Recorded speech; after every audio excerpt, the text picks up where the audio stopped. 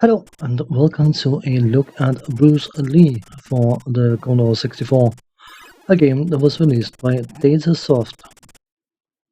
Now, the plot in Bruce Lee is that there is an evil wizard in his castle who happens to know the secret of infinite wealth and immortality.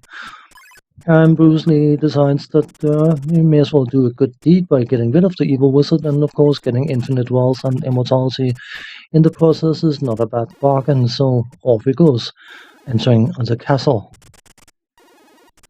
As he progresses through the different screens, he will have to contend with two enemies that will show up after a certain amount of time. The ninja, which is attacking Bruce Lee with a stick of some description, and the green Yamo, which is a fighter of some skill. It can punch and jump kick, which will, of course, if it hits Bruce Lee, will do some damage to him. And of course, if the ninja smacks Bruce Lee with the stick, it will also cause some damage. And after a certain amount of hits, Bruce Lee will lose a life and restart on that screen you are currently on. The two enemies are more nuisances than anything else, but they can become direct obstacles if you don't know how to manipulate their relatively simple AI. It's not exactly advanced tech, but it is something that you can only get a feel for by playing the game and learning how they behave and what can trigger them. Hint, they tend to charge at where you are, and because of that, it is relatively easy to manipulate them. Anyway, Bruce Lee, of course, can fight back. He can do a jump kick, and he can do a chop. Now, my old karate sensei hated the word chop. You know the film Karate Chop where someone smacks them on the side of the throat and they faint? Karate Chop is actually called a knife hand strike. And it is not meant to knock people out by smacking them on the side of the throat. It is meant to take out their collarbone. Just saying. Anyway, the punch, it looks more like a punch than a chop, will do less damage than a jump kick. And of course, the jump kick will send them flying further than a punch will. And by using the punches and kicks, you can get rid of the enemies, but by and large, you are much better off just ignoring them and avoiding them, because the game will also contain other obstacles in the shape of energy fields that will move across gaps and spikes and all that kind of stuff. Later on, you will be facing exploding bushes, bizarrely as it may sound. But if you run past them, they will explode after a short amount of time, so you don't want to stand on top of them, as it will cause you to lose a life. But of course, because the enemies like to charge behind you, it is very, very easy to run through and cause them to take a hit from the explosion. The downside to that is, of course, because they run back and forth, if you duck to avoid their attacks, they can also cause the explosion to trigger, and then you will lose a life because you get hit by the explosion.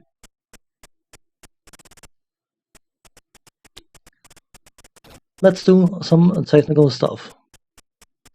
Bear in mind, of course, this is a relatively old game, and with that in mind, even graphically, I think this game looks perfectly acceptable. It doesn't look stellarly epic in any way, shape, or form, but it definitely doesn't look bad either. You can always argue whether the main sprite resembles Bruce Lee or not, and you would likely be able to successfully argue that it doesn't really, but it's completely irrelevant because it works perfectly fine. There's very limited animation in the game, but one animation there is smooth as silk, and the gameplay flow in general is very, very good. The sound side of things, there's the only music there is the title tune, which is a bit over the top perhaps, but it sort of sets up the Asian martial arts film theme kind of thing that of course Bruce Lee was very, very known for. The sound effects by and large are extremely satisfying. I think they suit the game and fit the game extremely well, and they are very, very enjoyable to listen to. And the main sound of course is the fighting, and when you unlock the barrier for the next room, those kind of sounds. But I think they are very, very enjoyable. Perhaps a bit simple, but enjoyable nonetheless. The controls are fine. You left to move left, right to move right, up to jump, or hang on to some sort of vine that you can climb, down to duck, fire to punch when you stand still, and fire to jump kick when you are running.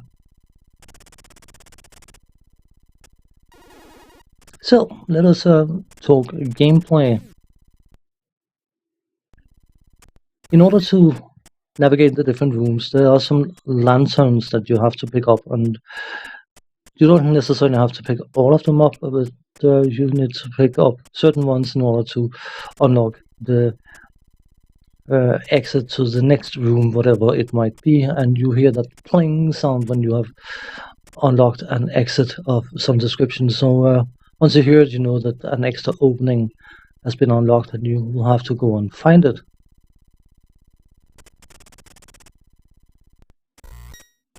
The two enemies, as I was saying, they are more nuisances than anything else, and they are best bypassed. But they are still a fitting addition to the game. It doesn't change the game in any way, shape, or form, but it wouldn't be the same if they weren't there. So, all in all, I'm perfectly happy with their presence, even though it is more. It feels a bit more like an afterthought. As you get further into the game, you will have various different challenges that you have to overcome, and they're not qualified as puzzles, but you still have to think about ahead, and only by playing the game will you be able to learn what to do, when to do it, and why you are doing it.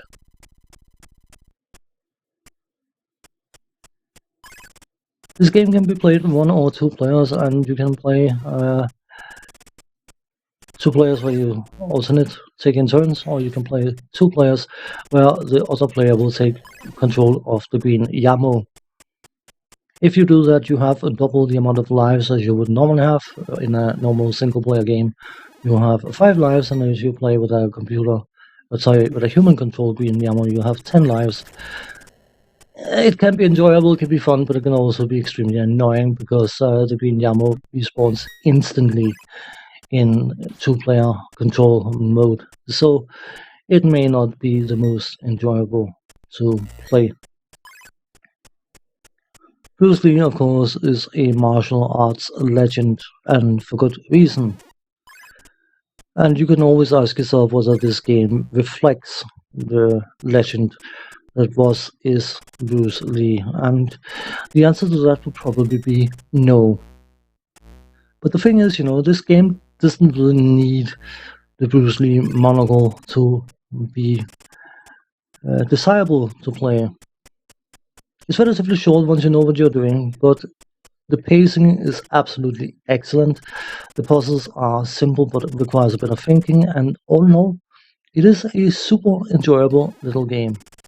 On that note, well, thanks for watching. Take care. See you next time. Bye bye for now.